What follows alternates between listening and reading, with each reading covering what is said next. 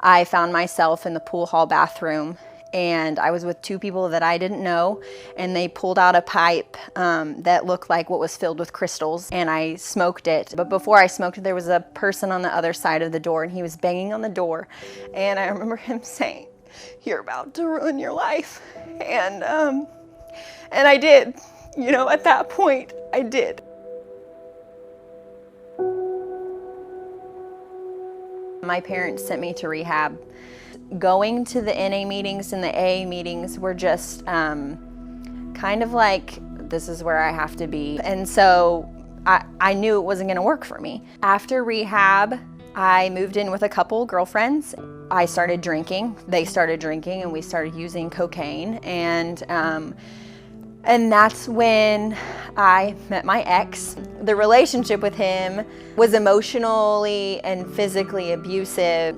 One night I had fractured my foot. The doctor gave me Lortabs, and so one night I took maybe like 4 or 5 of them. And I was drinking at the same time, and I was just yelling, and I can't even remember what I was yelling about. And I went into the kitchen and I grabbed a knife and I slit my wrist, and blood just went everywhere. And I went in there to the bedroom, and he looked at me and he said, "You did it wrong."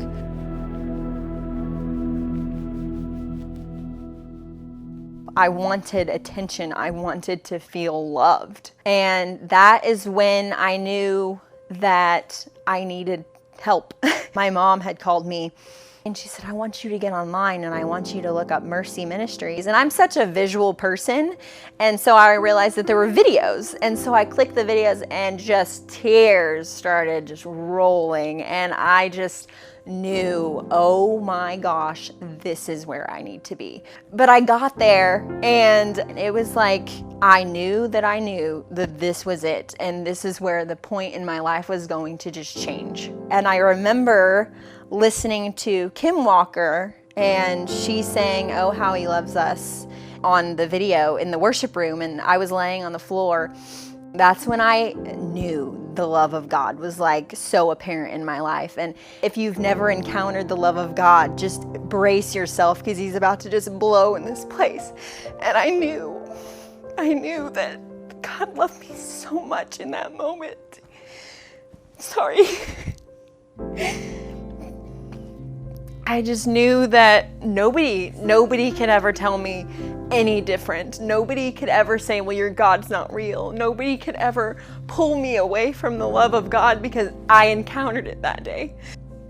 And then being at Mercy, I don't know who it was that told me to do this, but I would wake up every morning and I would look in the mirror and I would say, I am priceless, I am precious, I am perfect in the eyes of God. Whenever I drive my daughter to school, or in the morning whenever we're going somewhere, I'll tell her, say, I am confident, and she would repeat after me, I am beautiful, I am priceless, and she would just, every single thing, you better, I would tell her, you need to repeat after me. And so I have my 6-year-old back in the back saying it, and then I have my 3-year-old trying to say everything that I'm saying, and I want to be the best mom that teaches them that God loves them. And that's the point of living this life, is that God loves us and he has, the best for us.